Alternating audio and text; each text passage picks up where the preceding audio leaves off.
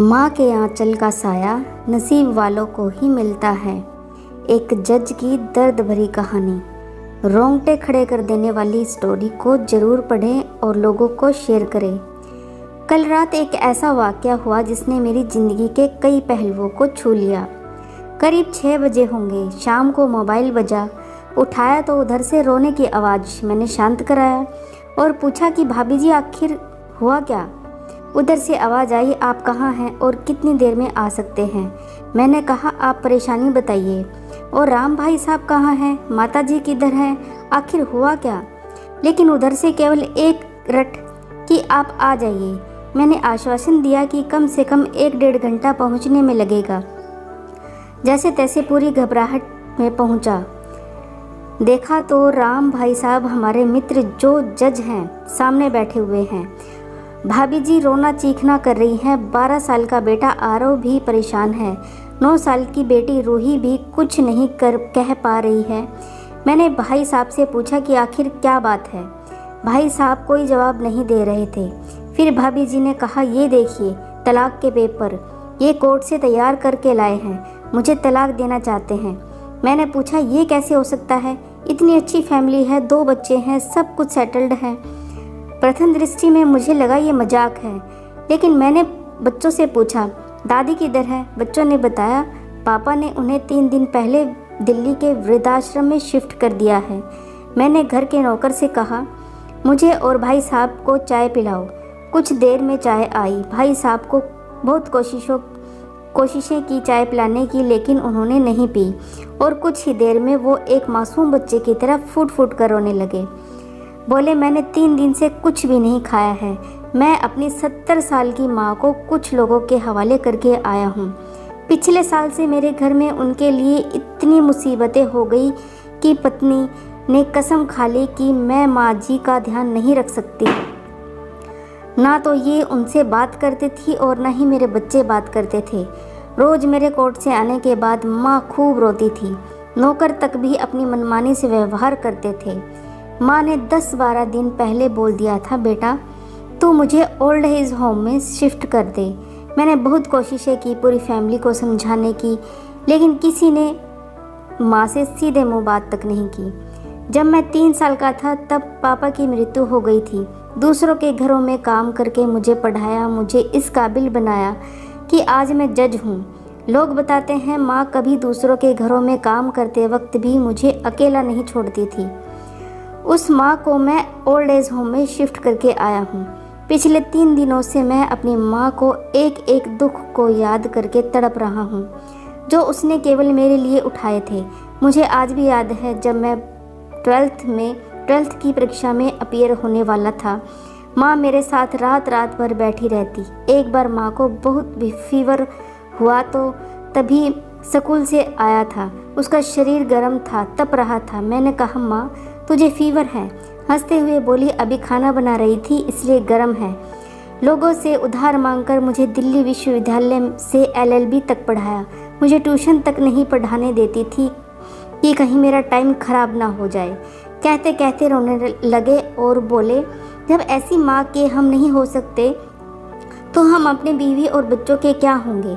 हम जिनके शरीर के टुकड़े हैं, आज हम उनको ऐसे लोगों के हवाले कर आए जो उनकी आदत, उनकी बीमारी, उनके बारे में कुछ भी नहीं जानते।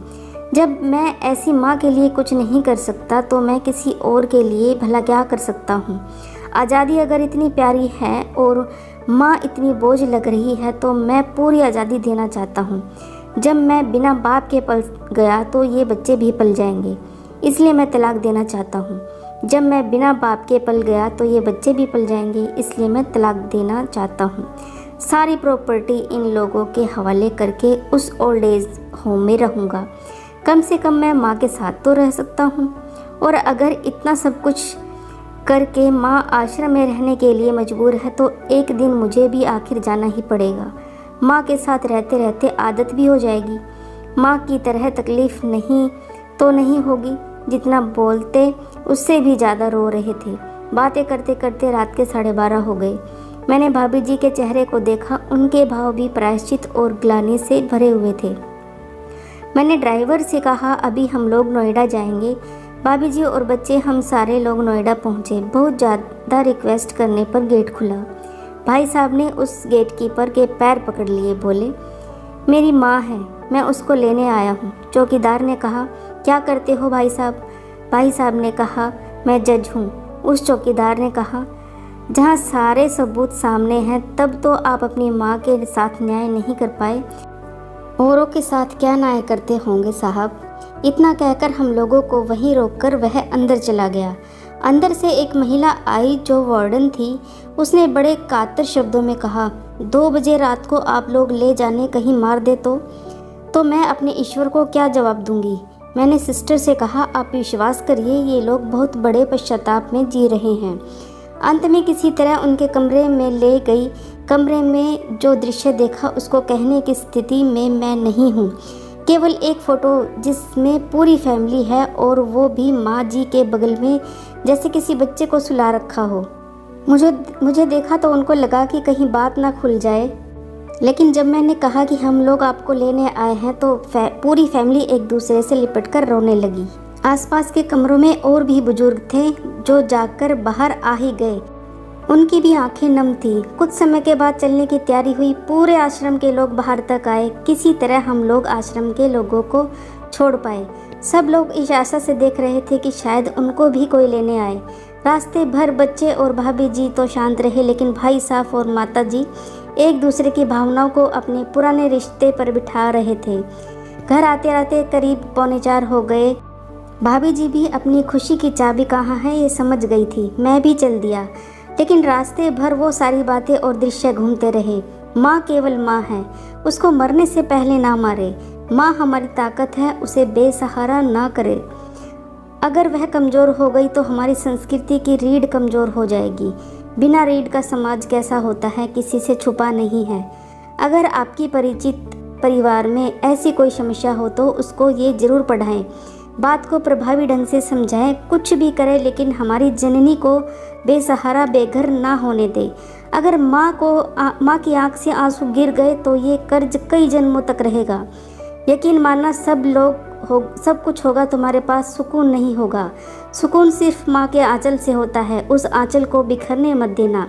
इस मार्मिक दास्तान को खुद भी पढ़िए और अन्य साथियों को भी पढ़ाइए ताकि पश्चाताप ना करना पड़े। हमेशा ध्यान रहे जैसा बोगे वैसा ही काटोगे, चाहे बेटी हो या बेटा। अच्छे कर्म करें, संस्कार घर से ही आते हैं बच्चों में। जैसा वो देखेंगे वैसा ही आपके साथ भी करेंगे। अगर आप अपने माता पिता के साथ बुरा कर रहे हैं तो अभी से कमर कस लीजिए, क्योंकि आपकी बारी भी आएगी। ये कहानी अपने बच्चों को ज़रूर सुनाएं। कहानी पसंद आए वीडियो को लाइक शेयर और सब्सक्राइब करना बिल्कुल ना भूलें। कहानी सुनने के लिए आपका बहुत बहुत धन्यवाद।